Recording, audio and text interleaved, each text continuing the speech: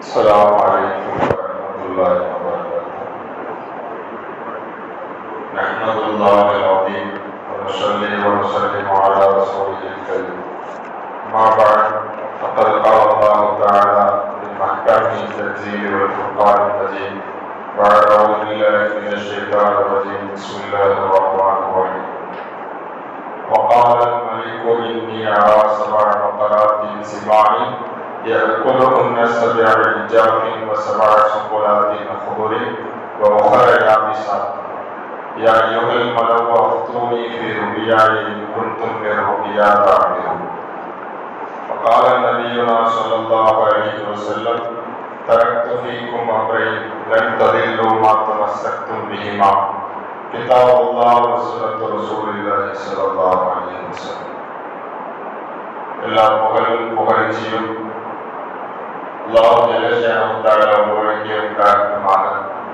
சாந்தியும் சமாதானமும் நபிரான் முஹம்மது முஸ்தபா ஸல்லல்லாஹு அலைஹி வஸல்லம் அவர்கள் மீதும் அவர்களை எப்படியே பின்பற்றிய சத்திய சஹாபாக்கள், தாபிஈன்கள், தபாஅத்தாபீன்கள், இமாம்கள், முஸன்னிஃபீன்கள், முஃபஸ்ஸிரீன்கள், முஹத்திஸீன்கள், வலிமார்கள், சாலிஹீன்கள், முத்தகீன்கள், முஜ்தஹீன்கள், மஷாயிக்மார்கள், உலமாக்கள், மேலும் இந்த ஜும்ஆவிற்கு வருகை தந்திருக்கக்கூடிய நம் அனைவரின் மீதும் என்றென்றும் நிலவட்டுமாக.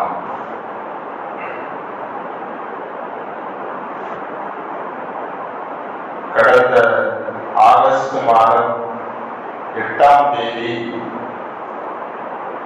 நடந்த நிகழ்வை பற்றிய பரபரப்பு செய்தி இன்றாலும் கூட பேசப்படக்கூடிய செய்தியாகவே இருந்து கொண்டிருக்கிறது. வேகம் இன்னும் தனியாகவே இருந்து கொண்டிருக்கிறது. பல்வேறு போராட்டங்கள் நாடு முழுவதும், இந்தியா முழுவதும் நடத்தப்பட்டு பெரும் பரபரப்பை ஏற்படுத்தக்கூடிய நிகழ்வாக நடந்து முடிந்திருக்கிறது. ஆகஸ்ட் மாதம் 8ஆம் தேதி அதிகாலை கொல்கத்தா ஆர்ஜி கர் மருத்துவக் கல்லூரி செமினார் அறையில் முதுநிலை பயிற்சி மருத்துவராக பணியாற்றி அங்கு படித்துக் கொண்டிருந்த ஒரு பெண் மருத்துவர், அவர் காலை நேரத்திலே நிர்வாண கோலத்திலே, அரை நிர்வாணத்திலே அவருடைய உடல் கண்டெடுக்கப்படுகிறது. சோதித்து பார்த்ததற்கு பிறகு மிகப்பெரிய கூட்டு பாலியல் பலாத்காரம் செய்யப்பட்டு அந்த பெண்மணியினுடைய கழுத்துக்களை நெரித்து வன்புணர்வு செய்து உடலை தூக்கி எறிந்துவிட்டு சென்றிருக்கிறார்கள் என்ற அதிர்ச்சியான தகவல் கிடைத்தது. கிட்டத்தட்ட சம்பவம் நடந்த 6 மணி நேரத்தில் ஒருவர் கைது செய்யப்படுகிறார். இந்த நிகழ்வு மேற்கு வங்கம் மாத்திரமல்ல, உலகளாவிய அளவில் பெரும் தாக்கத்தை ஏற்படுத்தியது. கிட்டத்தட்ட நிர்பயாவினுடைய வழக்கிற்கு பிறகும் கூட, நிறைய கடுமையான சட்டங்கள் கொண்டு வந்ததற்கும் பிறகும் கூட, இது போன்ற பாலியல் வன்கொடுமைகள், பெண்களை சீரழிக்கக்கூடிய நிகழ்வுகள் தொடர் அவலங்களாக குறிப்பாக இந்தியாவில் நடந்து கொண்டிருக்கிறது என்பதுதான் மிகவும் வேதனைக்குரிய ஒரு விஷயம். நிர்பயாவினுடைய வழக்கை தொடர்ந்து கிட்டத்தட்ட அதற்கு பிறகும் கூட கடுமையான பிரச்சனைகள், பாலியல் வன்கொடுமைகள் ஆசிபாவிலே தொடங்கி இது போன்ற வன்கொடுமைகள் இன்றளவும் கூட நடந்து கொண்டிருப்பது நமக்கு கவலை அளித்துக் கொண்டிருக்கிறது. இதற்கான தீர்வுகள் என்ன என்று பார்க்கும்போது தண்டனைகள் கடுமையாக்கப்படவில்லை. அதனால் இங்கே அனாச்சாரங்களும் கூட லேசாகிவிட்டது. மேற்கு வங்கத்தினுடைய முதலமைச்சர் அவர்கள் கூறும்போது, மத்திய அரசு கடுமையான சட்டங்களை கொண்டு வரும்போதுதான் இது போன்ற தவறுகளை தடுக்க முடியும், சட்டங்களில் மாற்றுதல்கள் ஏற்படுத்த வேண்டும் என்ற அறிக்கையை வெளியிட்டிருப்பதை பார்க்க முடிகிறது. அந்த மாநிலத்தினுடைய முதல்வரை பேரணியாக சென்று இதற்கு நீதி கேட்டது பெரும் பரபரப்பை ஏற்படுத்தி இருப்பதை நாம் பார்க்க முடிகிறது. ஷரியத் இஸ்லாமிய மார்க்கம் சொல்லக்கூடிய விஷயம் என்ன? குல்லில் முஃமினாத்தி யகுதுன்ன மின் அப்சாரிஹின்ன வயஹ்ஃபظن ஃபுரூஜஹுன்ன. முஃமினான பெண்களிடத்தில் நீங்கள் சொல்லுங்கள், அவர்கள் பார்வைகளை தாழ்த்த வேண்டும், அவர்களினுடைய உறுப்புகளை அங்க அவயங்களை மறைத்து வைத்துக் கொள்ள வேண்டும்.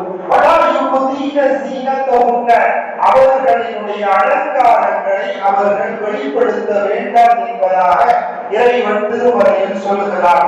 பாலியல் உணர்வுகளை தூண்டக்கூடிய செயல்களை பெண்கள் செய்ய வேண்டாம் என்று இறைவன் திருமறையில் சொல்லுகிறார். அதற்காகத்தான் இஸ்லாமிய மார்க்கம் உடல் முழுவதையும் மறைக்கக்கூடிய புர்கா என்ற ஒரு நடைமுறையை சரியத்திலே அவராக கொண்டு வந்தது. புர்கா என்பது மூளைக்குள்ள திரை அல்ல, உடலுக்குரிய திரையாக பார்க்கப்படுகிறது. பொதுவாகவே இஸ்லாமிய மார்க்கம் தொலைதூர நோக்கமுடையது. தொலைதூர சிந்தனையோடு இஸ்லாமிய மார்க்கம் ஒவ்வொரு நகர்விலும் அடி எடுத்து வைக்கும். அந்த அடிப்படையில் நிறைய சட்ட திட்டங்களை சொல்லிவிட்டது. கடைபிடிக்காததன் காரணமாகத்தான் மிகப்பெரிய அவலங்கள் சமூகத்தில் நடந்து கொண்டிருக்கிறது. அல்லாஹ் குர்ஆனில் சொல்லும் போது வலா தக்ரபு ஸினா என்று சொல்கிறார். விபச்சாரத்தின் பக்கம் நீங்கள் நெருங்க வேண்டாம் என்று இறைவன் சொல்கிறார். இங்கே இறைவன் வலா தஃஅலு ஸினா, விபச்சாரத்தை செய்யாதீர்கள் என்ற வார்த்தையை அல்லாஹ் பயன்படுத்தவில்லை. விபச்சாரத்தை தூண்டக்கூடிய செயல்களை பக்கமே நீங்கள் நெருங்க வேண்டாம். விபச்சாரத்தை தூண்டக்கூடிய போஸ்டர்கள், விபச்சாரத்தை தூண்டக்கூடிய பாலியல் போட்டோக்கள், ஆடியோக்கள், அது போன்ற வீடியோக்கள், இது போன்ற எல்லா அனாச்சாரங்களில் இருந்தும் உங்களை தற்காத்துக் கொள்ளும் போது, அங்கே உங்களிடத்தில் ஷரியத் வரும்போது பாவங்கள் குறைந்துவிடும் என்பதாக நாம் பார்க்க முடிகிறது. அதை கடைபிடிக்காததுனாலதான், இந்தியாவில் சட்டங்கள் கடுமையாக்கப்படாததுனாலதான் இது போன்ற வனப்புணர்வுகள் ஏற்பட்டுக் கொண்டிருக்கிறது.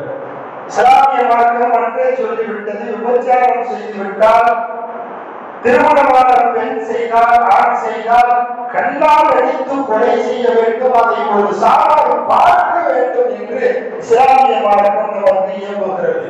பொதுவாகவே எல்லா காரியங்களிலும் தீர்வை சொல்லித் தரக்கூடிய ஒரு உன்னதமான மார்க்கம் இஸ்லாமிய மார்க்கம். நாம் வாழ்க்கையில் எத்தனையோ பிரச்சனைகளை சந்தித்துக் கொண்டிருக்கிறோம். ஒரு கட்டத்தில் தனியாக அமர்ந்து கொண்டு நம் பிரச்சனைகளை புலம்பிக் கொண்டு சென்று ஏதோரானோ என்று சென்று விடாமல் அதற்குரிய தீர்வுகளை ஆய்வு செய்து அதை நடைமுறைப்படுத்துவதைத்தான் இஸ்லாமிய மார்க்கம் விரும்புகிறது. தீர்வில்லாத பிரச்சனைகள் உலகத்தில் கிடையாது. யூசுப் அலைஹிஸ்ஸலாம் அவர்களினுடைய காலகட்டத்திலே அவர்கள் சிறையிலே அமர்த்தப்படுகிறார்கள்.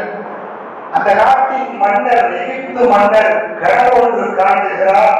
அந்த கனவிலே மன்னர் 7 கொழுத்த பசுக்களை பார்க்கிறார். இந்த 7 கொழுத்த பசுக்கள் மீண்டும் உள்ள 7 காய்ந்து போன விழித்து போன பசுக்களை பார்க்கிறார்.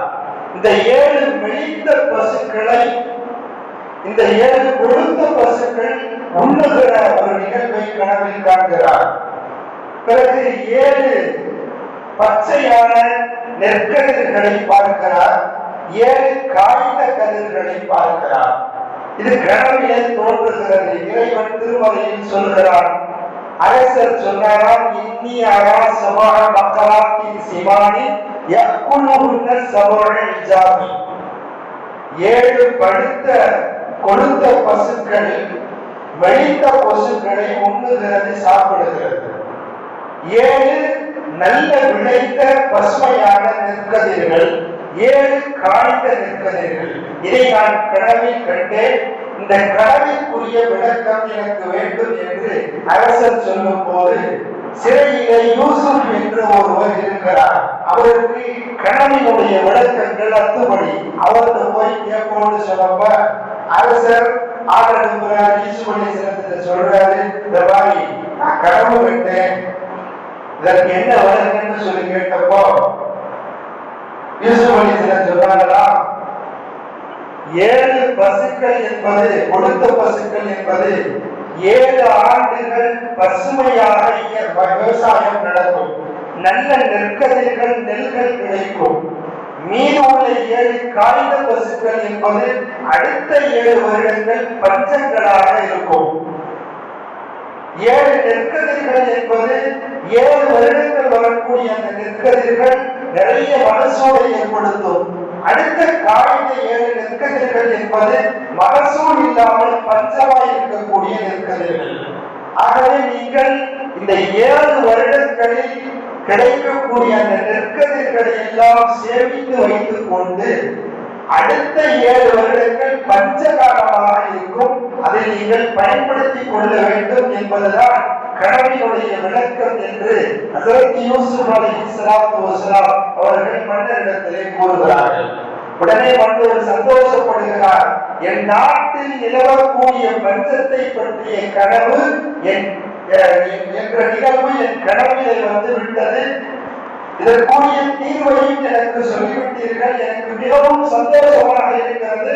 உங்களை நான் நெருக்கத்திலே வைத்துக் கொள்ளப் போகிறேன் என்பதாக மன்னர் கூறும்போது யூசுப் அலைஹிஸ்ஸலாம் அவர்கள் சொன்னார்கள், இஜ்அல்னி அலா ஹஸாயினில் அர்தி, இந்த பூமியினுடைய விவசாயத்துறை அமைச்சராக என்னை நீங்கள் பதவியாக ஆக்குங்கள். இன்னி ஹபீபுன் அலீம், நான் அதை சரியாக பார்த்துக் கொள்வேன்.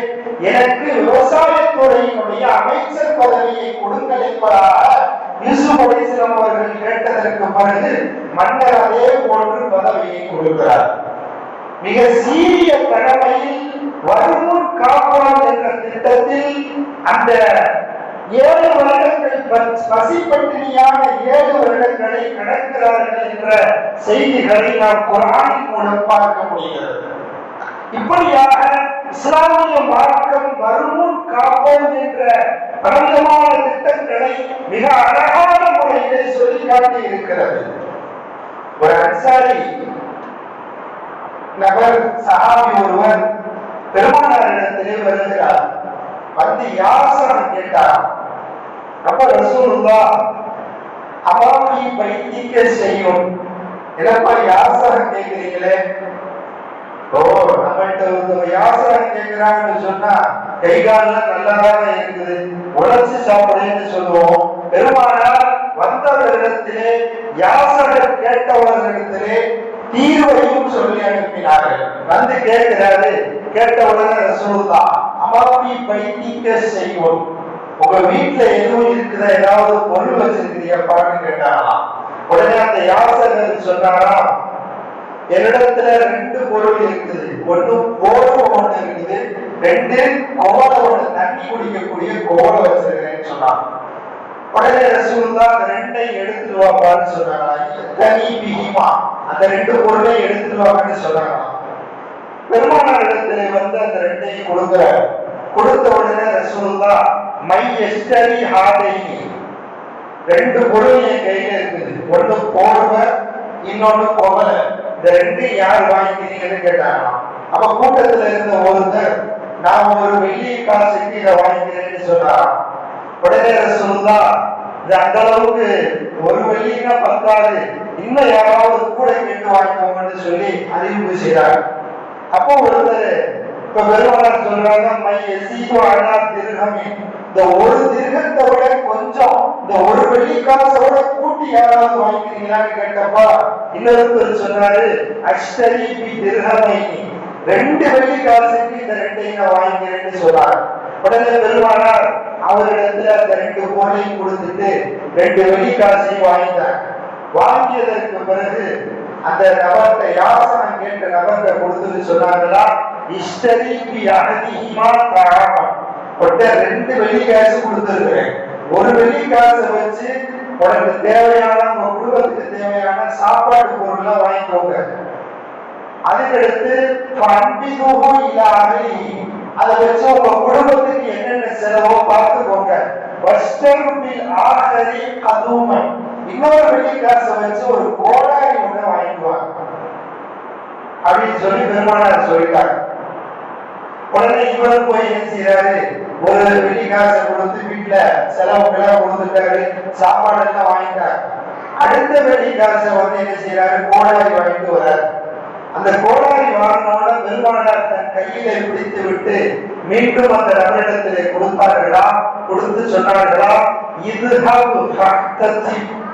இந்த கோடாரியை எடுத்துக்கிட்டு நேரா போய் விறகுகளை வெட்டு, வெட்டிய விறகுகளை நீ விட்டு விடு,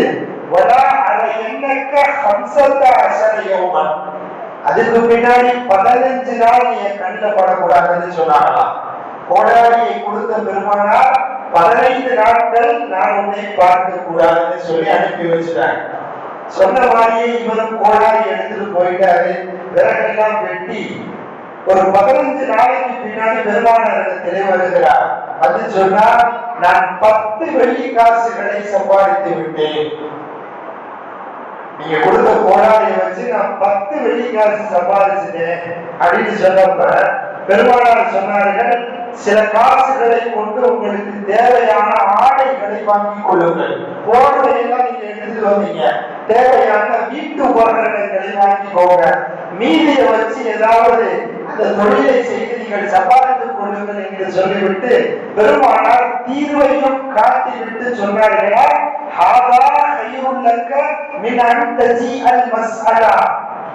பெருமானார் சொன்னார்களா, இந்த மாதிரி யாசகம் கேட்டு எங்களிடத்தில் நீ வருவதை விட இப்போது உழைத்து சம்பாதித்தாயே இதுதான் மிக சிறப்பானது.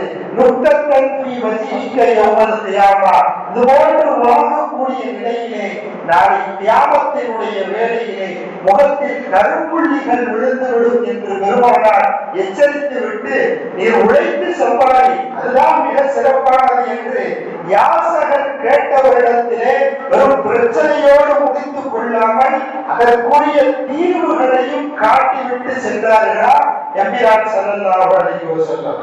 இங்கே பெருமானார் யாசிப்பதை ஊக்கப்படுத்தவில்லை. அதே சமயம் யாசகர்கள் கேட்கும் போது கொடுக்கவும் சொன்னார்கள். கேட்டால் கொடுக்க வேண்டும், கொடுக்கும் போது அவர்களை தொழில்களின் மூலம் ஊக்கப்படுத்த வேண்டும் என்ற தீர்வுகளையும் பெருமானார் அழகாக சொல்லி காட்டினார்கள். பொதுவாகவே இஸ்லாமிய மார்க்கம் பிரச்சனைகளோடு நிறுத்திக் கொள்ளவில்லை, பிரச்சனைகளுக்குரிய தீர்வையும் அழகாக சொல்லி காட்டுகிறார். ஒரு மனிதர் ரசூலுல்லாஹ்விற்கு வர அபூ ஹுரைரா ரலியல்லாஹு அன்ஹு அறிவிக்கக்கூடிய ஹதீஸ் சொன்னாரா, இன்னலி ஜாரன் யுதீனி, பெருமானாரே எனக்கென்று ஒரு அண்டை வீட்டார் பக்கத்து வீட்டுக்காரர் இருக்கிறாரு, எப்ப பார்த்தாலும் டார்ச்சர் பண்ணிக்கிட்டே இருக்கிறாரு, எப்ப பார்த்தாலும் நோய்வழிப்படுத்தி கொண்டே இருக்கிறாருன்னு சொன்னாராம். உடனே பெருமானார் சொன்னார்களா, இதற்கு என்ன தீர்வுன்னு கேட்டப்போ,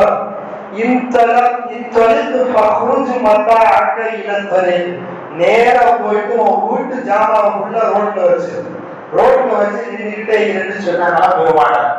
இந்த நபர் நேரா வீட்டுக்கு போய் வீட்டுல இருக்கிற எல்லா ஜாமானையும் வெளியில வச்சு நின்றுகிட்டு இருக்கிறாரு. அக்கம் பக்கத்துல உள்ளவங்க ரோட்ல போறவங்க வரவங்கன்னா என்னப்பா இப்படி ஜாமான வச்சுக்கிட்டு நின்றுகிட்டு இருக்கிறீங்கன்னு கேட்பாங்க. கேட்டால் விஷயத்தை சொல்லிட்டு சொன்னார்கள். அதே போன்று நின்று கொண்டிருக்கிறார், மக்கள் எல்லாம் வருகிறார்கள். என்ன பிரச்சனை, ரோட்ல ஜாமான வச்சிருக்கிறீங்களேன்னு கேட்டப்ப இந்த மாதிரி பக்கத்துல வீட்டுல உள்ள வீட்டுக்காரு எப்போ பார்த்தாலும் டார்ச்சர் பண்ணிட்டே இருக்கிறாருன்னு சொல்லலாம். சொல்ல உடனே அல்ல அல்லாஹ் தான சபிக்கட்டும், அல்லாஹ் தான சபிக்கட்டும்னு சொல்லி வராது போறாள் எல்லாம் கேட்கிறார். கேட்டு கேட்டு கடைசியா அண்டை வீட்டுக்காரு பக்கத்து வீட்டுக்காருக்கே செய்து போயிடுச்சு. இந்த மாதிரி அந்த பக்கத்துல ஒரு நீங்க டார்ச்சர் பண்ணதுனால அவர் ஜாமானா அள்ளி வெளியில வச்சுட்டாரு.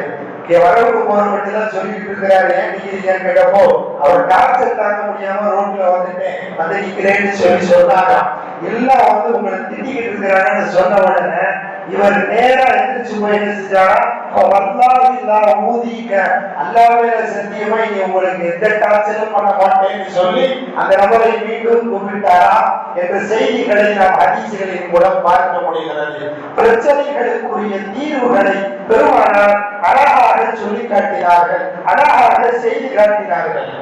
அதாவது பொதுவா வீட்டுக்கு அடங்காத உள்ள ஊருக்கு தான் அடங்குன்னு சொல்ற மாதிரி இவர் நேரடியாக எங்க முட்டி மோதினாலும் கூட இந்த பிரச்சனையாக இருக்கும்னு சொல்லி அந்த நேரத்தில் என்ன தீர்வோ அதை அழகாக செய்து காட்டினார்கள். நீ ஒன்றும் பேச வேண்டாம், ஜாமான வெளியே வச்சு நின்றுப்பான்னு சொன்னாங்க. நின்னாது எல்லா பிரச்சனைகளும் தீர்ந்தது என்ற செய்திகளை பார்க்க முடிகிறது. இப்படியாக இஸ்லாமிய மார்க்கம் அழகான தீர்வுகளை நமக்கு சொல்லி காட்டுகிறது. ஹஜ்ரத் சுஃபியான் சௌரி ரஹ்மத்துல்லாஹி அலைஹி அவங்க சொல்றாங்க, ஒரு மனிதர் பெருமானாரிடத்தில் வந்தாராம். வந்து சொன்னாராம், நாயகமே, ஒரு ஆளு என்ற காசு பணம் வாங்கினாரு, வாங்கிட்டு அநியாயமா தர மாட்டாரு, ஏமாத்திக்கிட்டே இருக்கிறாரு, பணத்தை கொடுக்கறது இல்லைன்னு சொன்னப்போ பெருமானார் சொன்னாங்களா, ஜக்கீர் பில்லா, நாட்டு போய் அல்லாஹ் இருக்கிறான், அல்லாஹ் கூலி கொடுப்பான், அல்லாஹ் தண்டிப்பான், அடுத்தவங்க செல்வத்தை வச்சுக்க கூடாதுன்னு சொல்லி அல்லாஹ்வை பத்தி சொல்லுப்பான்னு சொன்னாங்களாம்.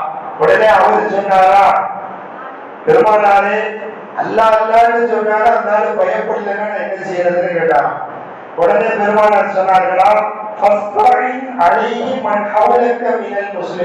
நீ அல்லாஹ்னு சொல்லி பயப்படலைன்னா பக்கத்துல இருக்கிற முஸ்லிம்கள் எல்லாம், பக்கத்து வீட்டுக்காரர்கள் எல்லாம் சொல்லிட்டு இந்த மாதிரி இருந்தாலும் ஏமாத்திக்கிட்டு இருக்கிறாருன்னு ஆளுகளை திரட்டி கூட்டிட்டு போய் கேளுப்பான்னு சொன்னாங்களாம். உடனே அவர் சொல்றாரு, பக்கத்துல எல்லாம் முஸ்லிம்களே இல்லைன்னா என்ன செய்யறது, நான் யாரை கூட்டிட்டு போய் வாதாடுறது, யாரை கூட்டு போய் பேசுறதுன்னு சொன்னாங்க.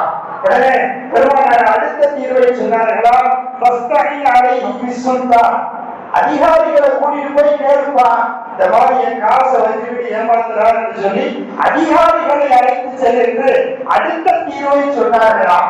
அப்போ திரும்ப அவர் சொன்னாரா, அதிகாரி வீட்டுக்கும் எனக்கும் ரொம்ப தூரம் இருக்குது, அதிகாரிகிட்ட சொல்லக்கூடிய அளவுக்கு நான் ஒன்றும் கிடையாது, நேர போய் யாரையும் சந்திக்க முடியாது, இப்ப நான் என்ன செய்யறது, ஆட்சியாளர்களும் என் வீட்டை விட்டு தொலைவாக இருந்தால் நான் என்ன செய்யறதுன்னு கேட்டாரு. பெருமானார் கடைசி தீர்வை சொன்னாங்க, காத்தில் தூண மாணிக்க ஹத்தா தூண மீன சொல்லலாம், ஒரு செல்வம் கிடைக்கிறதுக்கு போராடுவான், போராடாத நீ ஷஹீதானாலும் பரவாயில்ல, நீ கொல்லப்பட்டாலும் பரவாயில்ல, உன் செல்வம் அநியாயமாக செல்லும் போது பல தீர்வுகளை பார்த்தோம், கிடைக்கவில்லை என்று ஒரு நிலை வரும்போது நேரம் காட்ட போராடு, போராடியாவது வாங்கு, ஒண்ணு நீ மௌத்தா போன நீ ஷஹீது, நீ உயிர் தியாகியுடைய அந்தஸ்துல வந்துருவ, இல்ல அப்படின்னு சொன்னா போராட்டத்துல உன்னுடைய பணம் கிடைச்சிருன்னு சொன்னாங்களா பெருமானார் ஸல்லல்லாஹு அலைஹி வஸல்லம்.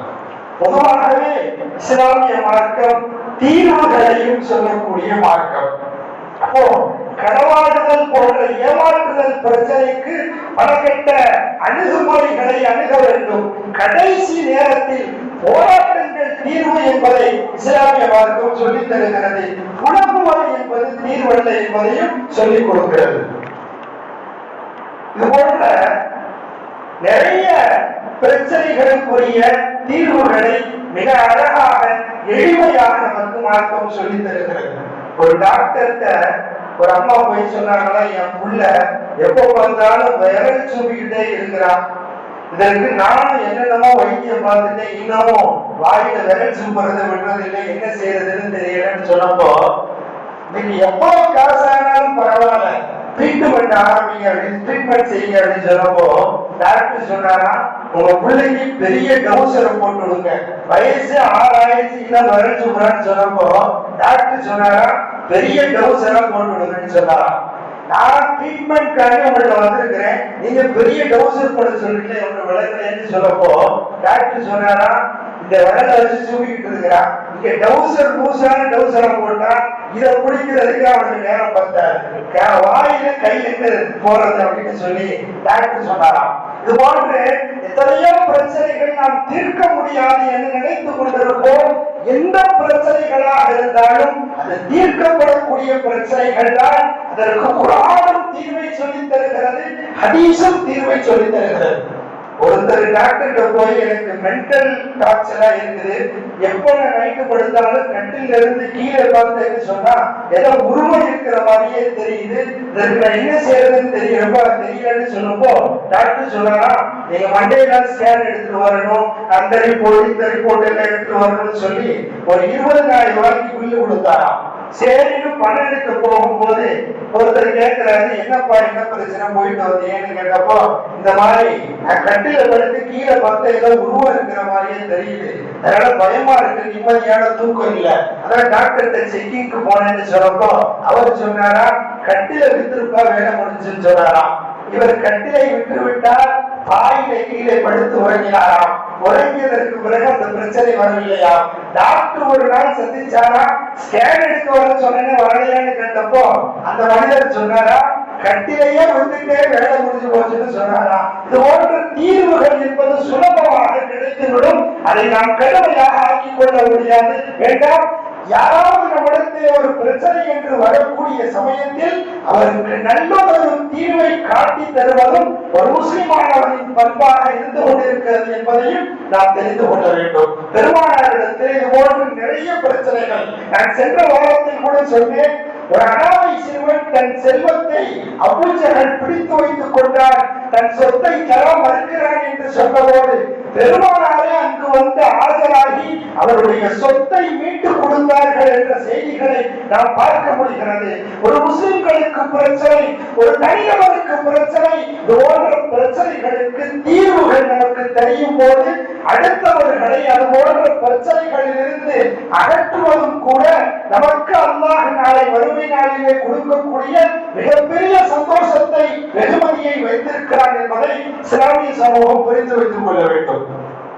அதனால இப்னு அப்பாஸ் ரலியல்லாஹு சொன்னாங்க, ஜமீஉல் இல்மி பில் குர்ஆனி, குர்ஆன்ல இல்லாத விஷயமே இல்ல, எல்லாம் இருக்குது. லாக்கின் தகாசர அன்ஹு அஃஹாமுர் ரிஜாலி, மனிதனுடைய மூளை கம்மியா இருக்குது, அதை தாண்டிய விஷயங்கள் குர்ஆனிலே பதிவு செய்யப்பட்டிருக்கிறது. உலகளாவிய அளவில் கியாமத் நாள் வரைக்கும் வரக்கூடிய எல்லா பிரச்சனைகளுக்கும் அதில் தீர்வு இருக்கிறது என்பதை குர்ஆன் அழகாக தீர்வை சொல்கிறது என்று இப்னு அப்பாஸ் ரலியல்லாஹு அவர்கள் சொன்னார்கள். ஆகவே பிரச்சனைகளை பிரச்சனைகளாக நினைத்து அதை மிகப்பெரிய மன உளைச்சலாக ஆக்கி அதில் துவண்டு போகாமல் புலம்பாமல் அதற்குரிய தீர்வுகளை நோக்கி நடப்பதையும் இஸ்லாமிய மார்க்கம் நமக்கு கற்றுத் தருகிறது. அல்லாஹ் கேட்டதின்படி அமல் செய்யக்கூடிய நசீபை நம் அனைவருக்கும் வழங்குவானாக. வாஹிரு தஅவானா அல்ஹம்துலில்லாஹி ரப்பில் ஆலமீன். சுன்னத்துல் ஹாதர்கள் சுன்னத்துல் உலூம்.